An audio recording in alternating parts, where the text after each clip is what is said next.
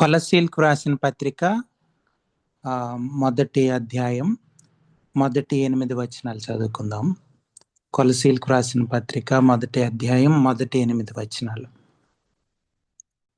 కొలస్సైలో ఉన్న పరిశుద్ధులకు అనగా క్రీస్తునందు విశ్వాసులైన సహోదరులకు దేవుని చిత్తము వలన క్రీస్తు యేసు అపోస్తలుడైన పౌలును సహోదరుడైన తిమోతియును శుభమని చెప్పి వ్రాయునది. మన తండ్రి అయిన దేవుని నుండి కృపయు సమాధానమును మీకు కలుగునుగాక. పరలోకమందు మీ కొరకు ఉంచబడిన నిరీక్షణను బట్టి క్రీస్తు యేసునందు మీకు కలిగి ఉన్న విశ్వాసమును గూర్చియు పరిశుద్ధులందరి మీద మీకున్న ప్రేమను గూర్చియు మేము విని ఎల్లప్పుడూ మీ నిమిత్తము ప్రార్థన చేయుచు మన ప్రభువగు యేసుక్రీస్తు యొక్క తండ్రి అయిన దేవునికి కృతజ్ఞతాస్తుతులు చెల్లించుచున్నాము. మీ వద్దకు వచ్చిన సువార్త సత్యమును గూర్చిన బోధ వలన ఆ నిరీక్షణను గూర్చి మీరు ఇంతకు ముందు వింటిరి. ఈ సువార్త సర్వలోకములో ఫలించుచు వ్యాపించుచున్నట్టుగా మీరు దేవుని కృపను గూర్చి విని సత్యముగా గ్రహించిన నాట నుండి మీలో సైతము ఫలించుచు వ్యాపించుచున్నది. ఎపఫ్రా అను మా ప్రియుడైన తోడిదాసుని వలన మీరు ఈ సంగతులను నేర్చుకొంటిరి. అతడు మా విషయములో నమ్మకమైన క్రీస్తు పరిచారకుడు. అతడు ఆత్మయందలి మీ ప్రేమను మాకు తెలిపినవాడు. Thank you so much sister. ప్రార్థన చేసుకుందాం. ప్రేమ కలిగిన మా పరలోకపు తండ్రి, మీ ఘనమైన అతి పరిశుద్ధమైన మనకు వందనాలు ప్రభువా. సాయంత్రకాల సమయంలో మీ సన్నిధికి చేరి మిమ్మల్ని స్తుతించడానికి, అలాగే ఈ సమయంలో వాక్యాన్ని ధ్యానించడానికి దయచేసిన మరొక గొప్ప అవకాశాన్ని బట్టి, తరుణాన్ని బట్టి మిమ్మల్ని స్తుతిస్తూ మిమ్మల్ని ఆరాధిస్తూ కనపరుస్తా ఉన్నాం. మా జీవితాల్లో మీరు చేస్తున్న ప్రతి మేలుని బట్టి మీకు వందనాలు. ఆయా సమయాల్లో ప్రభువా, ఆయా విధాలుగా ప్రభువా మాతో మాట్లాడుతూ మమ్మల్ని పోషిస్తూ గద్దిస్తూ ఉన్నారు. వాక్యం ద్వారా అనేక సార్లు ప్రభువా మేము బలహీన పరిస్థితుల్లో ఉంటున్నప్పుడు మమ్మల్ని జ్ఞాపకం చేసుకొని ప్రభువా మమ్మల్ని వాక్యం ద్వారా ఆదరించారు, బలపరిచారు. అందును బట్టి మిమ్మల్ని స్తుతిస్తూ ఆరాధిస్తూ ఉన్నాం. మాలో ప్రతి ఒక్కరి ఎడల మీరు కలిగి ఉన్న ఉద్దేశాలను బట్టి, ప్రణాళికలను బట్టి ముఖ్యంగా మిమ్మల్ని స్తుతిస్తూ ఆరాధిస్తూ ఉన్నాం. మాకు కావలసిన ఆహారం ప్రభువా, ఆత్మీయ ఆహారం మాకు దయచేయమని ప్రాధేయపడతా ఉన్నాం. మనుషులు మాట్లాడడం వలన ఏమీ ఉపయోగం లేదని నమ్మి ఒప్పుకుంటూ ప్రభువా మీ సన్నిధిలో ప్రాధేయపడతా ఉన్నాం. పరిశుద్ధాత్మదేవ మీరే మాట్లాడమని విని గ్రహించి లోబడ్డానికి కావలసిన విశ్వాసం ప్రభువా దయచేయమని ప్రాధేయపడతా ఉన్నాం. మాలో ప్రతి ఒక్కరిని ప్రభువా ఆదరించమని, వాక్యం ద్వారా బలపరచమని ప్రాధేయపడుతూ ఘనత మహిమ ప్రభావాలు మీకే ఆరోపిస్తూ ప్రతి ఆటంకాన్ని, అంధకార శక్తిని లయపరచమని యేసు ప్రభువారి అతి పరిశుద్ధమైన నామంలో ప్రార్థన అడిగి వేడుకొంచున్నాం తండ్రి. Amen, amen. ఒకసారి ఒక క్రైస్తవ కుటుంబానికి చెందిన ఒక చిన్న అబ్బాయి సండే స్కూల్కి వెళ్తే ఆ రోజు బాగా ఎక్కువ సండే స్కూల్లో బాగా ఎక్కువ ఫంక్షన్స్ అవి అయ్యాయి. చాలా ఆటలు ఆడిచ్చారు, లేకపోతే గేమ్స్ అవి పాటలు పాడిచ్చారు. చాలా బాగా నచ్చింది ఆ రోజు సండే స్కూల్ అబ్బాయికి. నచ్చిన తర్వాత ఇంటికి వచ్చి సాయంత్రం పూట ప్రార్థన చేసుకుంటున్నాడంట. ఏమనంటే ఉదయం సండే స్కూల్ చాలా బాగా జరిగింది, యేసయ్య అందరూ వచ్చారు, సండే స్కూల్ టీచర్ బాగా మంచి స్టోరీస్ చెప్పారు అని చెప్తా ఏం మాట్లాడాడంటే మీరు కూడా వచ్చి ఉంటే బాగుండేదని అన్నాడంట. అంటే చిన్నపిల్లలు ఇన్నోసెంట్గా, అంటే ఏమీ తెలియని అమాయకత్వంలో ప్రార్థన చేయొచ్చు, కానీ చాలాసార్లు అందులో సత్యాలు కనిపిస్తూ ఉంటాయి మనకి. అంటే మనం ఆలోచిస్తే చాలాసార్లు మన జీవితాల్లో దేవుని ప్రెజెన్స్, అంటే దేవుని యొక్క సన్నిధి కనిపించదు. దేవుని యొక్క ప్రభావం మన జీవితాల్లో కనిపించకుండా పోతుంది. చాలాసార్లు మనం దేవుని యొక్క సన్నిధిని దగ్గరగా అనుభవించలేము. మేబీ వాక్యం వింటున్నప్పుడు, లేకపోతే అందరు కలిసి ప్రార్థన చేసుకుంటున్నప్పుడు కొన్ని గంటలు లేకపోతే కొన్ని నిమిషాలు మనం అటువంటి అనుభవం అనుభవించవచ్చు. కానీ నిత్యం దేవుని సన్నిధిని అనుభవించాలి అన్నది దేవుని కోరిక. దేవునితో కలిసి జీవించాలన్నది దేవుని కోరిక. దేవుని మాటకి నిత్యం లోబడాలన్నది దేవుని కోరిక. కాబట్టి మనం ఎప్పుడు కూడా దేవుణ్ణి మన వ్యక్తిగత జీవితాలకి ఆయన ప్రభువు, ఆయన రక్షకుడు. మన రక్షకుడు ఎలాగో అలాగే ఆయన మనకు ప్రభువు. అంటే ఆయన ప్రభుత్వం మన వ్యక్తిగత జీవితాల్లో ఉండాలి. మన సొంత ప్రభుత్వం కాదు, లేకపోతే తల్లిదండ్రుల ప్రభుత్వం కాదు, లేకపోతే వేరే ఎవరైనా స్నేహితుల ప్రభుత్వం కాదు. దేవుని ప్రభుత్వం మన జీవితాల్లో ఉండాలి. అది దేవుడు మనల్ని సృష్టించుకున్నదే దానికోసం. సో ఆ ప్రభుత్వం ఉన్నప్పుడే మనం సరిగ్గా ఉండగలం. అంటే మన జీవితం సరిగ్గా ఉంటుంది, శాంతి సమాధానాలు ఉంటాయి. లేకపోతే శాంతి సమాధానాలు ఉండవు. మనిషికి మామూలుగా ఏమనిపిస్తుంది అంటే ధనం ఉంటే సరిపోతుంది, లేకపోతే చదువు ఉంటే సరిపోతుంది, ఒక ఉద్యోగం వస్తే చాలు, ఇట్లాంటి ఆలోచనలు వస్తాయి. కానీ వాటన్నిటి వలన ఈ లోకంలో తాత్కాలికంగా మనకి ఉపశమనం లాగా కలగొచ్చు, లేకపోతే తాత్కాలికమైన ఒక సంతోషం కలగొచ్చు. కానీ దేవునిలో ఉన్న నిజమైన సంతోషం దొరకదు ఏ విధంగానైనా.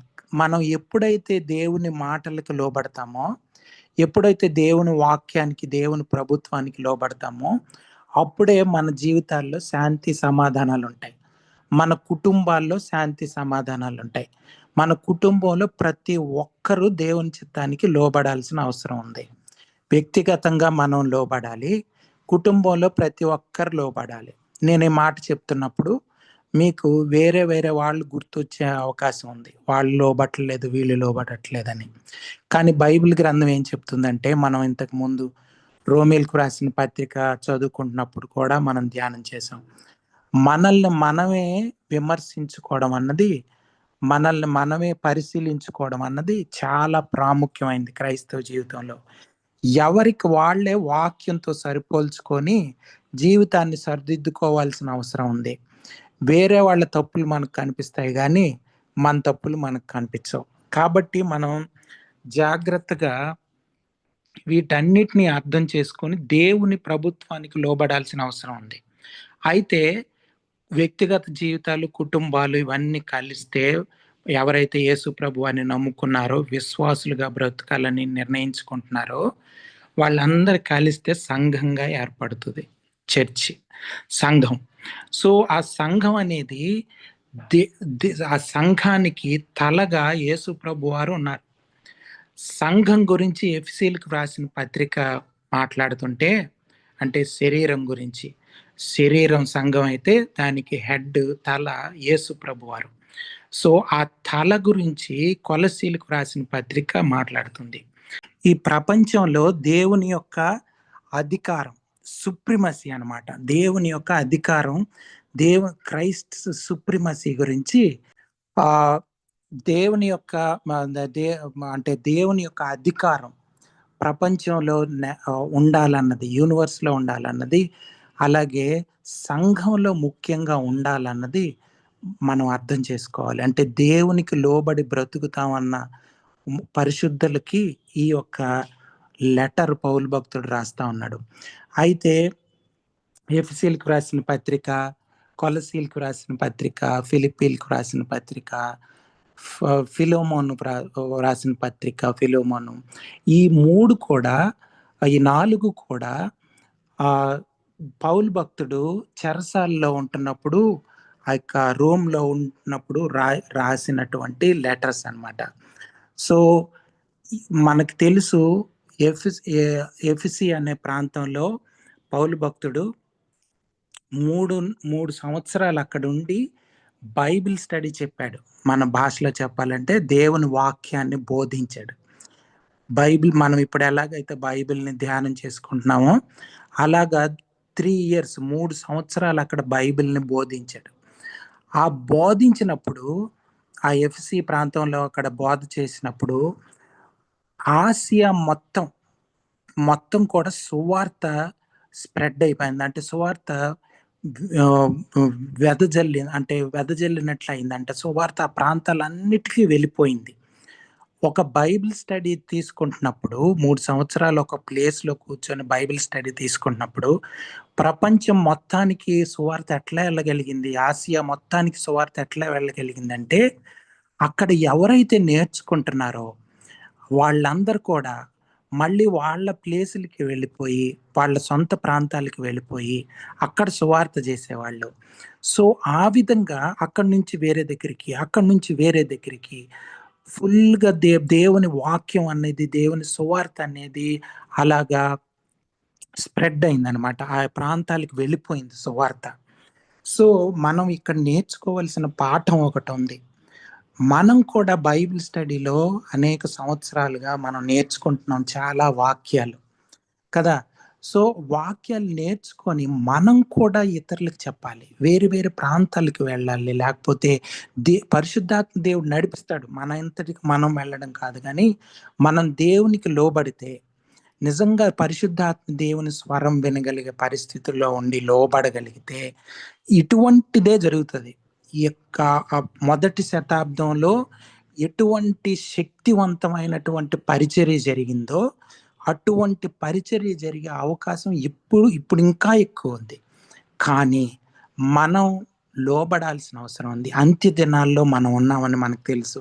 ఈ అంత్య దినాల్లో క్రైస్తవులు అనబడే వాళ్ళు, లోబడే వాళ్ళు చాలా తక్కువ మంది ఉంటారు. దేవుని వాక్యానికి విలువిచ్చే వాళ్ళు చాలా తక్కువ మంది ఉంటారు.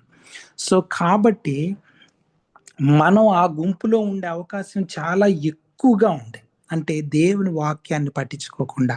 చూడండి, పాత బైబిల్ గ్రంథంలో పాత నిబంధన గ్రంథం కాలంలో మనం చూస్తే వాళ్ళు గాని మనం పాపం చేశాము దేవునికి వ్యతిరేకంగా అని తెలిసి వాళ్ళు రిపెంట్ అయినప్పుడు, పశ్చాత్తాపపడినప్పుడు వాళ్ళు ఎంత బాధపడేవాళ్ళంటే ఏడ్చేవాళ్ళు, రొమ్ములు బాదుకునేవాళ్ళు, లేకపోతే గోనె పట్టు కట్టుకునేవాళ్ళు, ఆ దుమ్మంతా నెత్తి మీద వేసుకునేవాళ్ళు. ఎందుకంటే నేనింత పాపం చేశానన్నది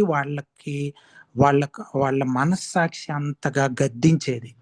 కానీ ఇప్పుడు మన మనస్సాక్షి మనం ఏం చేస్తున్నామంటే రోజు రోజుకి మనస్సాక్షి చాలా గట్టిగా, దృఢంగా హార్డ్‌గా తయారైపోయింది.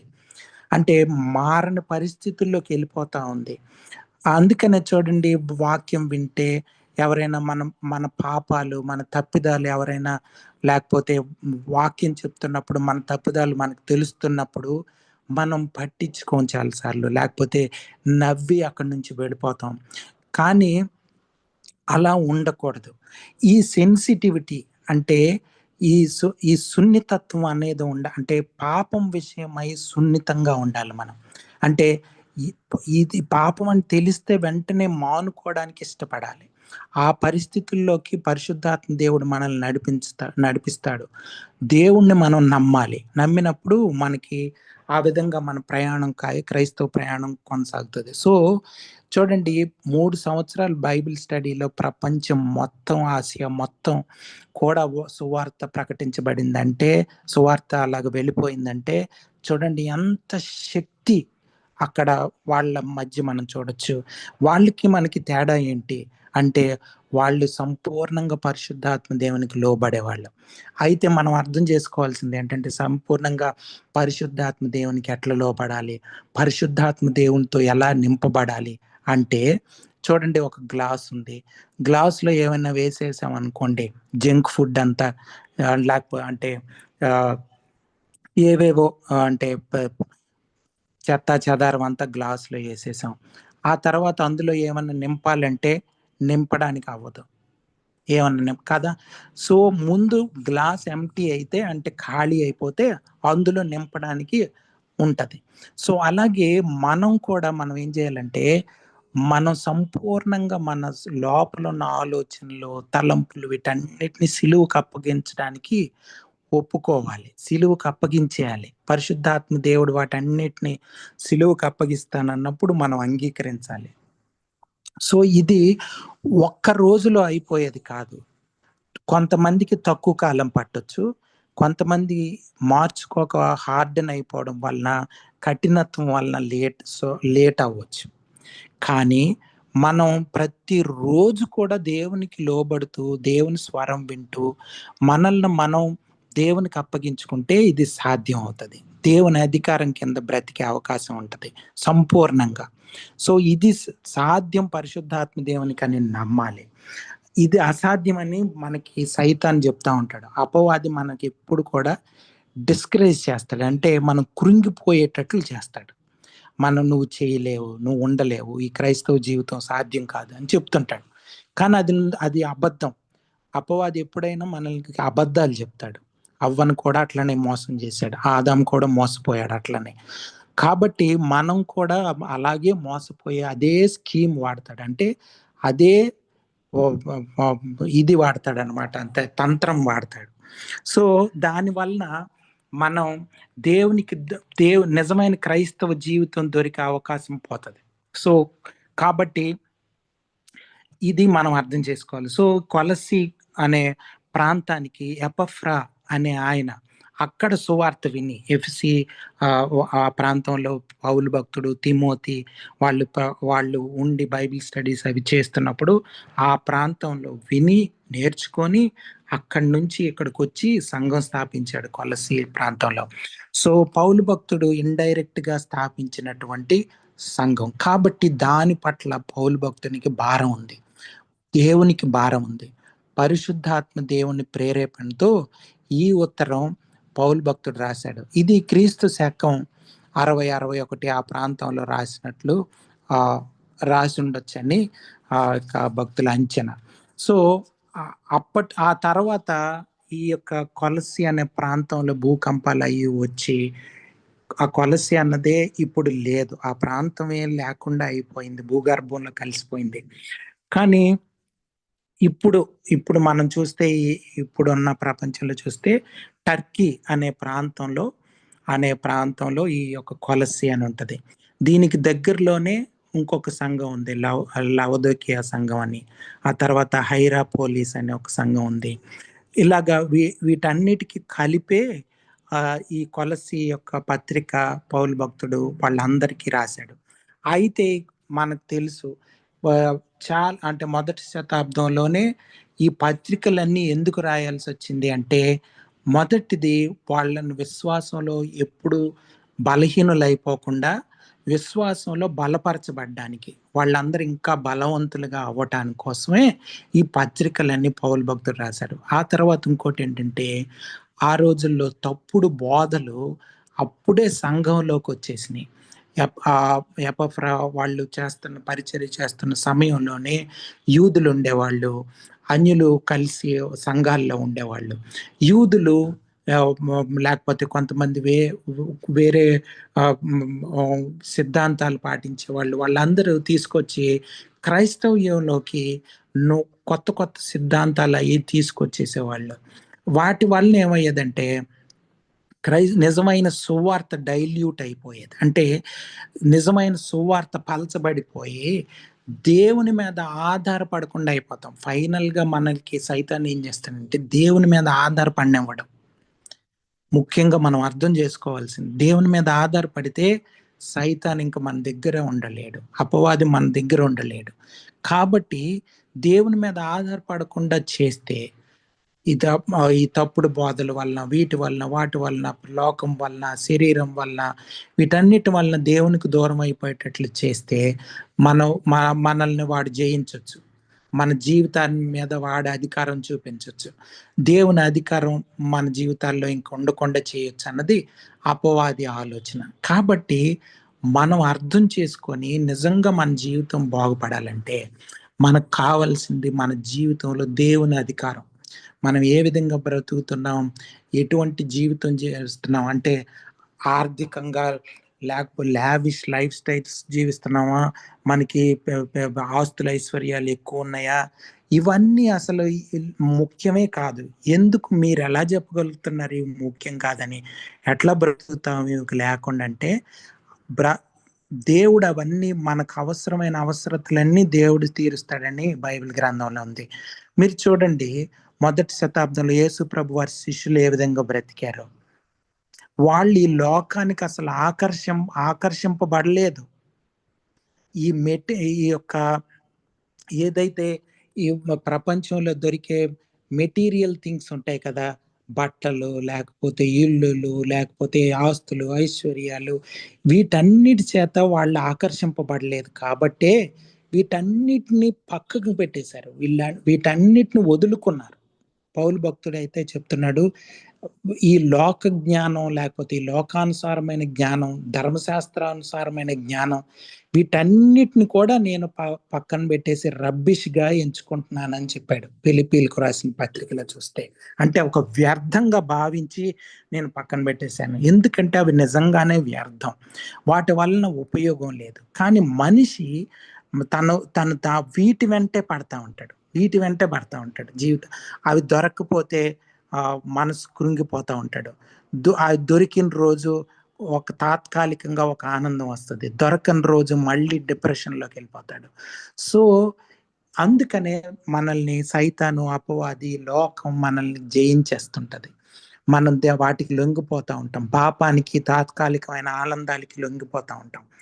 కానీ వీటన్నిటి నుంచి బయటపడడానికే మనల్ని విడిపించడానికే యేసుప్రభు వారి ఈ లోకానికి వచ్చారు. కాబట్టి శిష్యులు అటువంటి జీవితం జీవించారు. మీరు చూడండి, శిష్యులు ఎప్పుడు కూడా వాళ్ళ ధనం మీద పరిచర్యకు కూడా వాళ్ళు ఎప్పుడు ధనాన్ని అడిగినట్లు మనం కనిపించం. యేసుప్రభు వారు ఎప్పుడు కూడా వాక్యం చెప్పి డబ్బులు అడగలేదు.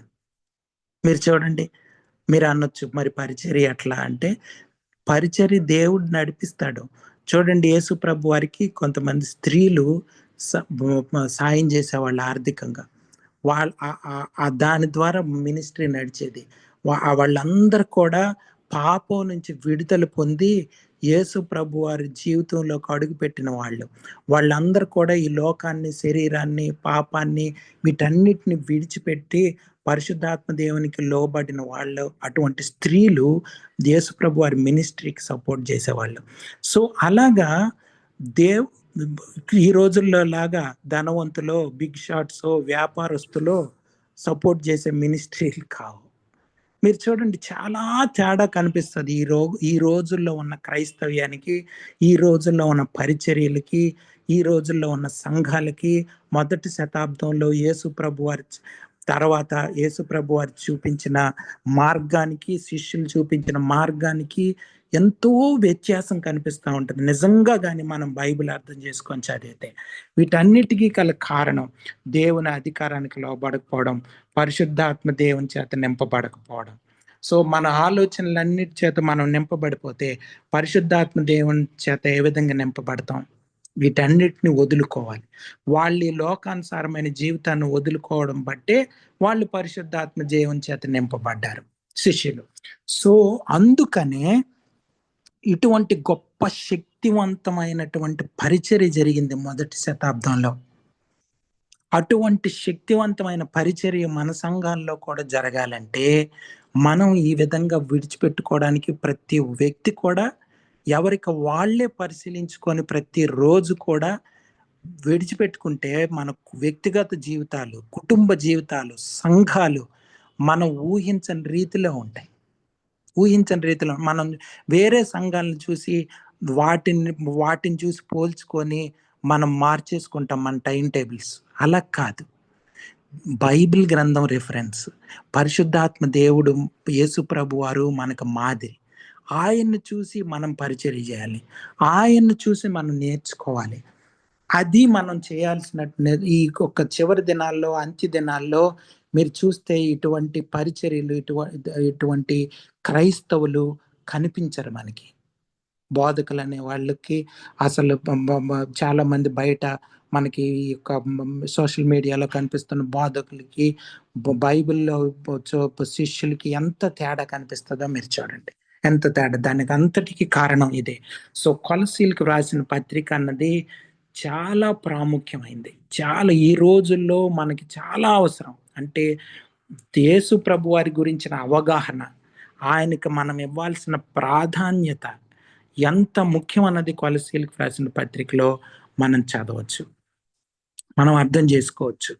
యేసు ప్రభు వారి యొక్క సుప్రిమసీ అంటే ఆయన యొక్క గొప్పతనం, ఆయన ఎంత మహా గొప్పవాడన్నది మనం అర్థం చేసుకొని ఆ గొప్పతనాన్ని మన జీవితాల్లో ఆయనకు ఆపాదించాలి.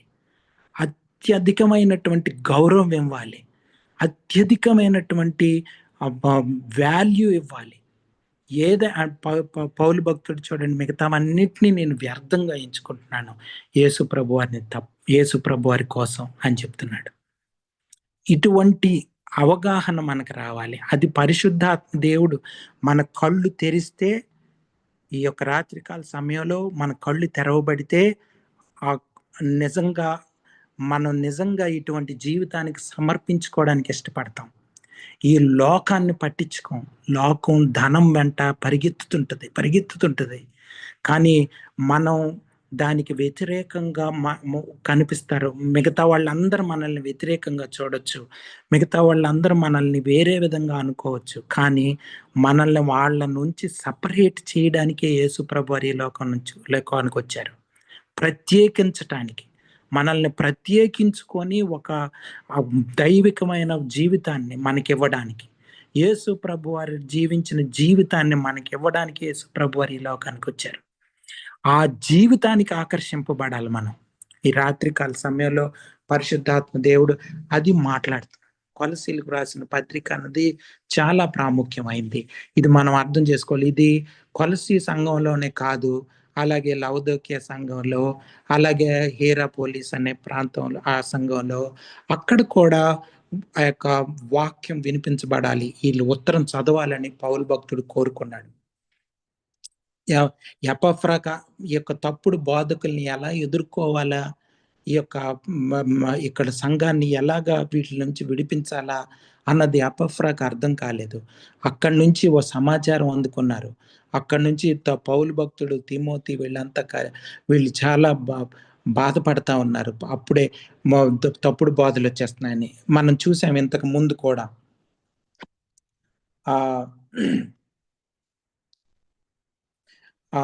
చాలా పత్రికలు, ఒక్క ఫిలోమోనుకు రాసిన పత్రిక తప్ప మిగతా అన్ని నూతన నిబంధనలో ప్రతి పుస్తకంలో తప్పుడు బోధల గురించి మాట్లాడాడు. ఎందుకంటే అవి తెలియకుండానే క్రైస్తవులు అనుకుంటారు, కానీ క్రైస్తవ్యానికి, యేసు ప్రభు వారి జీవితానికి వాళ్ళకి ఏం సంబంధం ఉండదు. బోధకులు అనుకుంటారు, కానీ దేవునికి వాళ్ళకి ఏం సంబంధం ఉండదు. చివరి దినాల్లో 2వ రాకడలో యేసు ప్రభు వారు చెప్తాడు, మీరెవరో నాకు తెలియదు అనేస్తారు. ఎవరైతే బోధకులు అంటున్నారో, ఎవరైతే దయ్యాలు వెళ్ళగొడతాం అంటున్నారో, ఎవరైతే పరిచర్య చేసామని చెప్తున్నారో వాళ్ళందరూ అటువంటి వారిని ఎవరన్నది మనకు తెలియదు, యేసు ప్రభు వారికి తెలుసు. మనకు తెలియకపోవచ్చు. ఈ లోకంలో వీళ్ళు మంచోళ్ళు అనుకోవచ్చు, లేకపోతే వీళ్ళు భక్తులు అనుకోవచ్చు, కానీ అసలు విషయం దేవునికి మాత్రమే తెలుసు. కాబట్టి మనం ఎవరినో జడ్జి చేయలేం, ఎవరినో మనం విమర్శించలేము, కానీ మనల్ని మనం విమర్శించుకోవాలి. చూడండి, ఇప్పుడు మనం ప్రతి ఆదివారం ప్రభురాత్రి సంస్కారంలో పాల్గొనేటప్పుడు మనల్ని మనం విమర్శించుకుంటాం. సో ఈ విమర్శ అనేది, ఇంట్రాస్పెక్షన్ అనేది మనమే చేసుకోవాలి. ఇది మనం గుర్తుంచుకోవాలి. యేసు ప్రభు వారు మన జీవితాల్లో ఉండాలి. మన జీవితాల్లో యేసు ప్రభు వారు ఉండాలి. ప్రతిరోజు క్రైస్తవ్యం అనేది ఒక రూల్స్ అండ్ రెగ్యులేషన్స్ లో లేదు. ఒక 40 దినాలు ఉంటే, ఉపవాసం ఉంటే మంచి జరుగుతుంది, లేకపోతే ఇట్లా చేస్తే మీరు కూడా ఉపవాసం ఉండండి, ఇలాంటిది కాదు క్రైస్తవ్యం. క్రైస్తవం అనేది దేవునితో సహవాసం, దేవునితో సంబంధం, రిలేషన్షిప్, దేవునితో ఉన్నటువంటి సంబంధం మీద ఆధారపడి ఉంది. క్రైస్తవ జీవితం అనేది దేవునితో మనకున్న సంబంధం మీదే ఆధారపడి ఉంది, ఇంకా దేని మీద ఆధారపడలేదు. మిగతావన్నీ ఏవి కూడా అవన్నీ సెకండరీ. అంటే ప్రథమ ప్రాధాన్యత దేవునితో మనకున్న సంబంధం మీద. అది లేకుండా మిగతావి ఎన్ని చేసినా ఏం ఉపయోగం లేదు. ఇది మనం అర్థం చేసుకోవాలి. అందుకే కొలసీలకు రాసిన పత్రిక క్రీస్తు యొక్క సుప్రీమసీని, అంటే ఎంత అత్యధికమైనటువంటి ప్రాధాన్యత దేవునికి ఇవ్వాలన్నది మనకి కొలసీలకు రాసిన పత్రిక చెప్తుంది. చూడండి, ఇక్కడ మొదటి వచనం చదువుతున్నాను చూడండి. కొలస్సెలో ఉన్న పరిశుద్ధులకు అనగా క్రీస్తునందు విశ్వాసులైన సహోదరులకు. అంటే సంఘంలో ఎవరుంటారు? సంఘంలో ఎవరుంటారు? ముఖ్యంగా సంఘం అంటే ఏంటి? పరిశుద్ధులు, విశ్వాసుల గుంపు. పరిశుద్ధుల యొక్క, విశ్వాసుల యొక్క గుంపు. అంటే ఏంటి? పరిశుద్ధులు అంటే ఎవరైతే యేసు ప్రభు వారి చేత కడగబడ్డారో, యేసు ప్రభు వారి చేత అంటే వాక్యం చేత కడగబడుతున్నారో, దేవుణ్ణి నమ్ముకుంటున్నారో, దేవుని మీద ఆధారపడి బ్రతుకుతున్నారో వాళ్ళు, వాళ్ళదే వాళ్ళందరి గుంపునే సంఘం అంటారు. ఆఫ్ కోర్స్ దేవుణ్ణి నమ్ముకొని అవిశ్వాసులు కూడా సంఘానికి రావాలి కూడా. కానీ ప్రాధాన్యత మనం ముఖ్యంగా సంఘంలో ప్రాధాన్యత ఎవరికి ఉందంటే విశ్వాసులకి, పరిశుద్ధులకి ఉంది ప్రాధాన్యత అనేది. అవిశ్వాసులు విశ్వాసుల్ని, పరిశుద్ధుల్ని చూసి దేవుణ్ణి తెలుసుకోవాలి.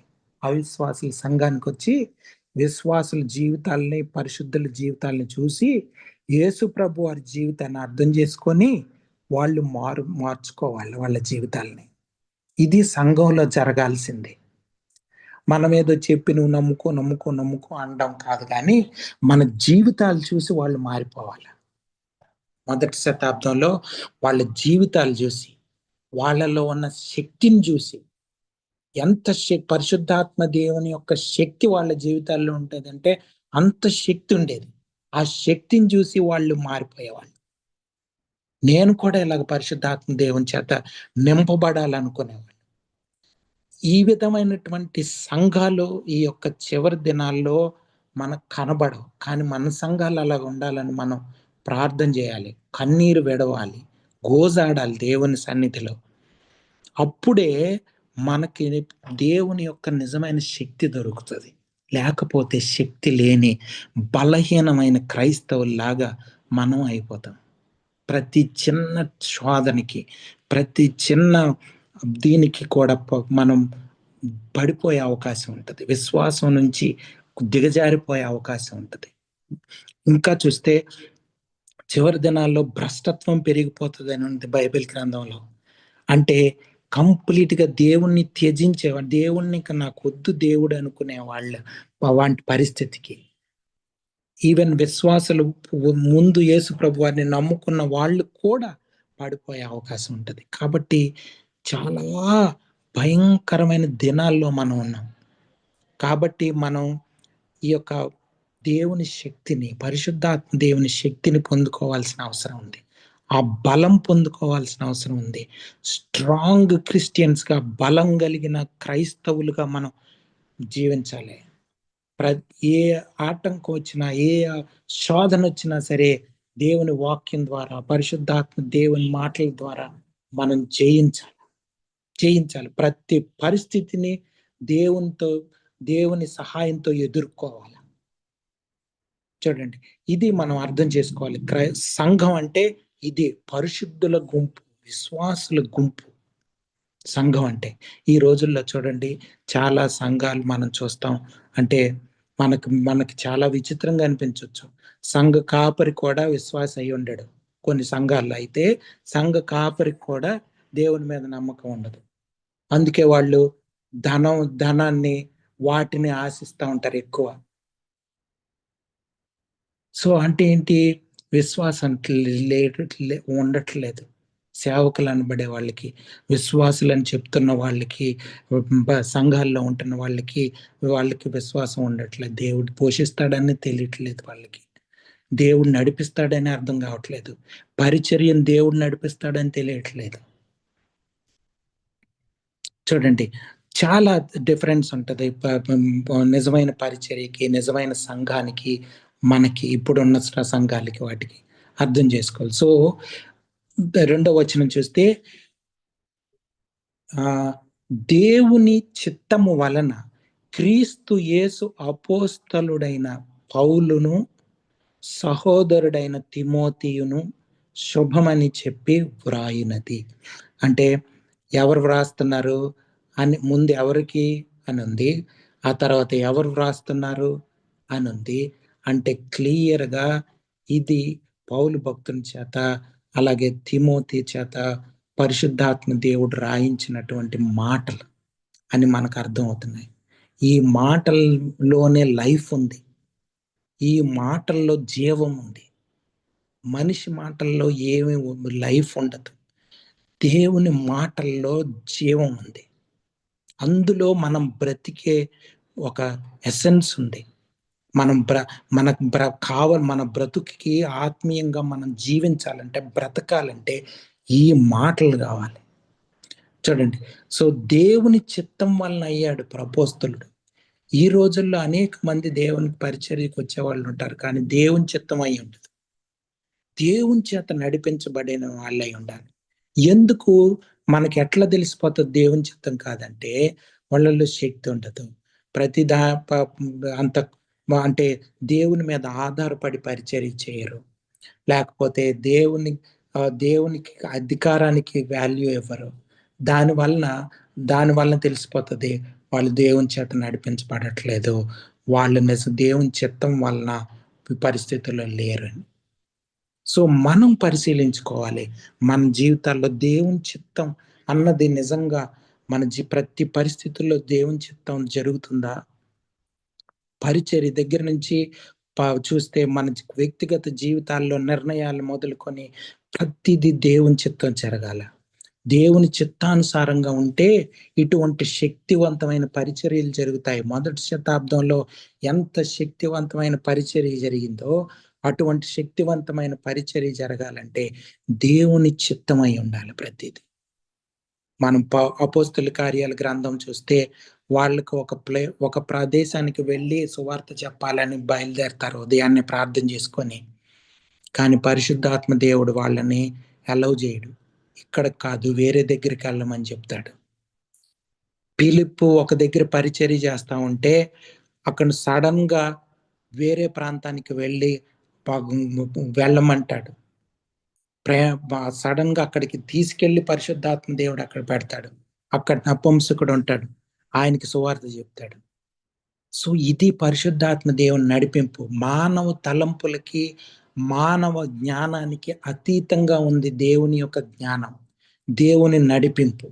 మనం అనుకునే ఈ ఇప్పుడు చూస్తే చాలా కార్యక్రమాలు, సంఘాల్లో జరిగే కార్యక్రమాలు, లేకపోతే చాలా బైబిల్ స్టడీస్, లేకపోతే రకరకాలమైనవి కూడా దేవుని చిత్తం కాకుండానే జరిగేవి, పరిశుద్ధాత్మ దేవుని యొక్క ప్రభావం లేకుండానే జరిగేవి అనేకం జరుగుతున్నాయి ఈ రోజు.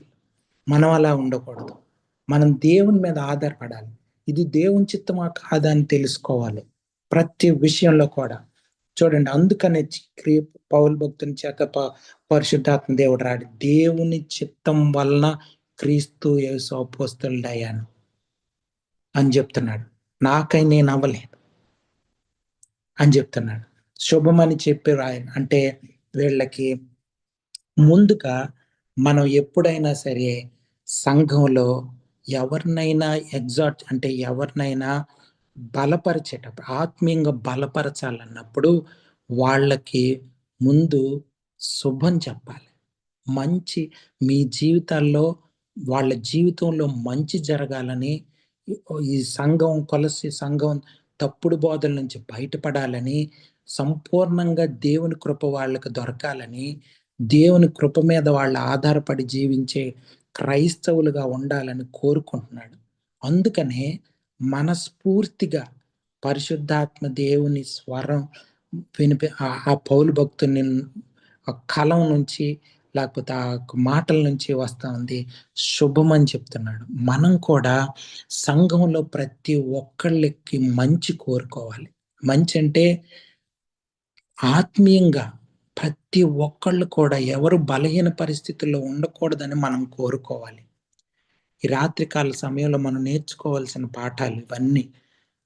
సంఘంలో ప్రతి ఒక్కళ్ళు కూడా ఆత్మీయంగా బాగుంటారు. మనం ఏమనుకుంటాం, చాలాసార్లు మనం ఆర్థిక సహాయాలు చేస్తూ ఉంటాం, మంచిదే కాదంటలేదు, కానీ దానికన్నా చాలా 1000 రెట్లు 10,000 రెట్లు ప్రాముఖ్యం ఏంటంటే ఆత్మీయంగా ఎలా ఉన్నారు వాళ్ళు. చాలా మందికి ఆత్మీయంగా మీరు బాగలేరు, మీ పరిస్థితి బాగలేదు, మీరు సరి చేసుకుంటే మీకు దేవుని శక్తి దొరుకుతుంది, దేవుని పరిశుద్ధాత్మ దేవుని నడిపింపు దొరుకుతుంది అని చెప్తే ఇష్టం ఉండదు. కానీ మనం చెప్పాలి. మనల్ని ద్వేషించవచ్చు, మనల్ని అసహించుకోవచ్చు, అయినా సరే చూడండి పౌలు భక్తుడు రోమిలకు రాసిన పత్రికలో మనం చూస్తే బ్రతిమాలుకుంటున్నాను అని అంటది. కన్నీళ్లు విడుచుచు నేను చెప్పానని ఒకసారి చూడండి.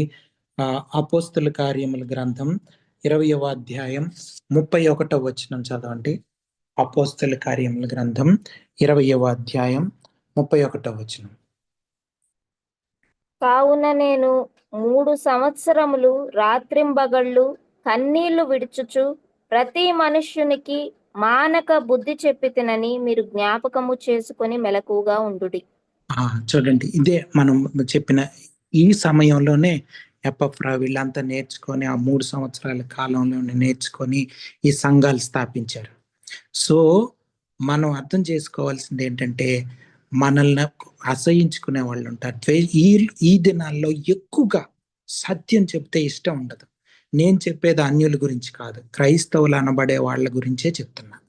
ఎవరైతే సంఘాలకు వస్తున్నారో, సంఘాల్లో ఉంటున్న వాళ్ళు నిజమైన మంచి చేస్తే, అంటే ఆత్మీయమైనటువంటి మేలు చేయాలనుకుంటే ఇష్టపడకపోయే వాళ్ళు, ఇష్టం ఉండకపోయే వాళ్ళు అనేక మంది ఉంటారు. నిజంగా వాక్యం చెప్పి హెచ్చరిస్తే అటువంటి బోధకుల్ని, అటువంటి సేవకుల్ని గౌరవించరు. అటువంటి పరిస్థితి భయంకరమైన దినాల్లో మనం ఉన్నాం. కానీ అది తెలుసుకొని మనం ఎవరు గౌరవించకపోయినా, ఎవరు మనల్ని అసహించుకున్నా, ఎవరు మనల్ని ద్వేషించినా మనం దేవుని చిత్తం చేయాల్సిన అవసరం ఉంది. మనం దేవుని పరిచర్య దేవుని చిత్తానుసారంగా చేయాల్సిన అవసరం ఉంది. ఇది అర్థం చేసుకోవాలి. అందుకనే వాళ్ళందరికీ శుభం కోరుకున్నాడు. వాళ్ళందరికీ విడుదల దొరకాలి, వాళ్ళందరూ నిజమైన క్రైస్తవ జీవితం దొరకాలి, వాళ్ళందరూ పరిశుద్ధాత్మ దేవుని చేత నింపబడాలి అని పౌలు భక్తుడు మనస్ఫూర్తిగా కోరుకుంటున్నాడు. వాళ్ళ కోసం జీవితాన్ని అర్పించేశాడు. మన తండ్రి అయిన దేవుని నుండి, రెండవ మాట, మన తండ్రి అయిన దేవుని నుండి కృపయు సమాధానమును మీకు కలుగునుగాక.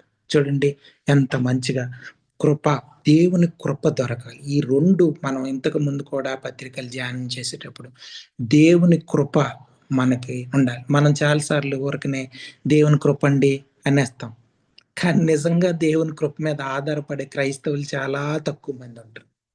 ఊరికనే మనం ఇల్లు కట్టుకున్నాం, లేకపోతే ఏదైనా మోటార్ వెహికల్ ఏదో బండి కారు కొనుక్కున్నాం అనుకోండి, దేవుని కృప అండి అనేస్తాం మనం తెలియక. ఆఫ్ కోర్స్ దేవుని యొక్క బ్లెస్సింగ్ వలన, కృప వలన అని అనిపిస్తుంది. కానీ నిజంగా చూస్తే నిజంగా దేవుని మీద, కృప మీద ఆధారపడి బ్రతుకుతున్నావా అని పరిశీలించుకోవాలి. అందుకని ఆ కృప దొరకాలని పౌలు భక్తుడు ప్రతి లెటర్లో వాళ్ళందరికీ మొదటి 2 లైన్లోనే రాసేస్తాడు. ఆ కృప, ఆ సమాధానం, దేవుడిచ్చే సమాధానం, ఈ లోకం ఇచ్చే సమాధానం కాదు, దేవుడిచ్చే సమాధానం మనకు కావాలి. లేకపోతే క్రైస్తవ జీవితం కొనసాగించలేము. దేవుని కృప సమాధానం లేకుండా క్రైస్తవ జీవితం ఒక్క అడుగు కూడా ముందుకెళ్తాం. ఇది మనం అర్థం చేసుకోవాలి. సో మీకేమన్నా ఈ వచనాలు, నేను ఇప్పటి వరకు మాట్లాడిన మాటల్లో కానీ, ఈ 2 వచనాల్లో కానీ మీకేమన్నా సందేహాలు, అనుమానాలు ఉన్నా, డౌట్స్ ఉన్నా అడగొచ్చు. అన్నా, ఇది ఇప్పుడు మీరు చెప్పినట్టుగా అంటే దేవుని సమాధానం, కృప లేనిది ఒక్కడు కూడా ముందుకేయలేము కదా. అవును. అయితే మనము ఒక విశ్వాసంలో నడుస్తున్నప్పుడు ఒక టైం వరకు నడుస్తాము.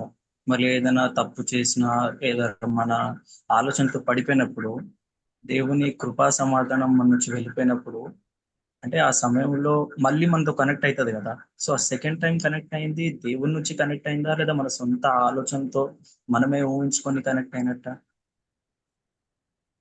ఓకే, ఆ దేవుని కృప సమాధానం అంటే, దేవుని కృప ఎప్పుడు దొరుకుతుంది అంటే దేవుని మీద ఆధారపడి బ్రతుకుతున్నప్పుడు. దేవుని మీద ఆధారపడి అంటే మన సొంత జ్ఞానం కాదు, సొంత తలంపులు కాదు, వాటన్నిటిని కాకుండా దేవుని మీద ఆధారపడి బ్రతికేటప్పుడు దేవుని కృప సమాధానం దొరుకుతుంది. మనం చాలాసార్లు అంటే మనిషికున్న పెద్ద బలహీనత ఏంటంటే, మనం దీనికి దేవుణ్ణి ఎందుకు అడగాలనుకుంటాం. ప్రతి దానికి దేవుని మీద ఆధారపడాల్సిన అవసరం ఏముంది, నాకు తెలుసు అనుకుంటాం. సో అక్కడ అటువంటి ఆలోచనలతో స్టార్ట్ అయ్యి, అటువంటి చిన్న ఆలోచనతో మొదలయ్యి పెద్ద పెద్ద నిర్ణయాల వరకు, ఇంకా జీవితం మనం నడిపించే జీవితం వరకు దేవుని కృప మీద ఆధారపడం, అంటే దేవుని మీద ఆధారపడం. సో దానివల్ల ఏమవుతుందంటే మనకి ఈ కృప సమాధానం దొరకదు. దానివల్లనే మన జీవితాలు దేవునికి దూరం అయిపోతాయి. అయితే పాపం చేయడం అన్నది వేరే. పాపం చేయడం అన్నది సహజంగా మనిషి తప్పులు చేస్తాడు, సహజంగానే మనిషి పాపం చేస్తాడు. అయితే దేవుని మీద ఆధారపడకపోతే ఏ మనిషి అయినా పాపం చేయడానికి అంటే అవకాశం ఎక్కువగా ఉంటుంది. అంటే మనిషి అంటేనే పాపం చేసేవాడు. మన ఆలోచనలు, తలంపులన్నీ పాపపు తలంపులు, పాపపు ఆలోచనలే ఉంటాయి. సో మనం ఎప్పుడైతే పాపంలో పడిపోతున్నాం అంటే దేవుని శక్తి, మనం బలహీనులం అయిపోయాము. దేవుని మీద ఆధారపడడం మానడం వలన మనం దేవునికి దూరం అయిపోయి అంటే పాపంలో పడిపోతున్నాం అనమాట. సో అలా కాకుండా ప్రతిరోజు ప్రతి క్షణం కూడా దేవుని వాక్యం మీద వాక్యం చదువుకొని, లేకపోతే వాక్యం ధ్యానించి, లేకపోతే వాక్యం విని, లేకపోతే ఎలాగో దేవుని స్వరంతో, పరిశుద్ధాత్మ దేవుని నడిపింపుతో మనల్ని మనం సరి చేసుకుంటూ, అంటే మనం రెగ్యులర్గా చేసే పాపాల నుంచి విడుదల పొందుతాం, పాపాలని తెలుసు. కానీ ఆ ప్రయాణం ఎలా ఉంటదంటే, ప్రతిరోజు దేవుడు తెలియజేస్తూ ఉంటాడు కొత్త కొత్తవన్నీ మనకి. ఇది కూడా దేవునికి ఇష్టం లేదు, ఇది కూడా దేవుడికి ఇష్టం లేదు అని ఇంకా ఇంకా ఇంకా తెలుస్తున్నది. వాటన్నిటిని వదులుకుంటూ వెళ్తే సంపూర్ణంగా దేవుని కృప దొరుకుతుంది, సమాధానం దొరుకుతుంది. సో అది కొంచెం అర్థమైందా తమ్ముడు? Okay, thank you. సో ఎవరైనా ప్రేరేపించబడిన వాళ్ళు ప్రార్థన చేస్తే ముగించుకుందాం. ప్రియమైన పరలోకి తండ్రి దేవా, మీ కృపను బట్టి మీకు వందనాలు, స్తుతులు, స్తోత్రాలు తండ్రి దేవా. ఈ సాయంకాలం సమయంలో తండ్రి దేవా, మీ సన్నిధిని దేవా చేరుదేవా, మీ వాక్యం విని తండ్రి దేవా, మాలో ఉన్న తప్పులు, మాలో ఉన్న అపరాధాలను మీరు తెలుసుకొని తండ్రి దేవా, వాటిని మేము గ్రహించి తండ్రి దేవా, వాటిని క్షమాపణ కోరి తండ్రి దేవా, వాక్యంతో సరి చేసుకుని సమయాన్ని దయచేసుకుని మీకు వందనాలు, స్తుతులు, స్తోత్రాలు తెలియజేస్తున్నాం తండ్రి దేవా. మరి చేరొచ్చిన ప్రతి ఒక్కరిని బట్టి మీకు వందనాలు తండ్రి దేవా, నడిపించిన ప్రతి ఒక్కరిని బట్టి మీకు వందనాలు తెలియజేస్తున్నాం తండ్రి. అదే దేవా, మరొకసారి తండ్రి దేవా మేము సన్నిధికి చేయలేదేవా, మీ వాక్యాన్ని ధ్యానించి మాకు ఉన్న ప్రతి ఒక్క అపరాధాన్ని, ప్రతి ఒక్క తప్పును తెలుసుకొని తండ్రి దేవా, మా జీవితాన్ని మీ చిత్తానుసారంగా నష్ట కృప దయచేయమని మీరు దయచేసి సమయాన్ని బట్టి మీకు వందనాలు తెలియజేసి సమస్తమైన మహిమ ఘనత ప్రభావం మీకే ఆరోపిస్తున్న ప్రభు రక్షకుడు యేసుక్రీస్తునామములో ప్రార్థించి పెట్టుకుంటున్నాను తండ్రి. Amen. Thank you so much.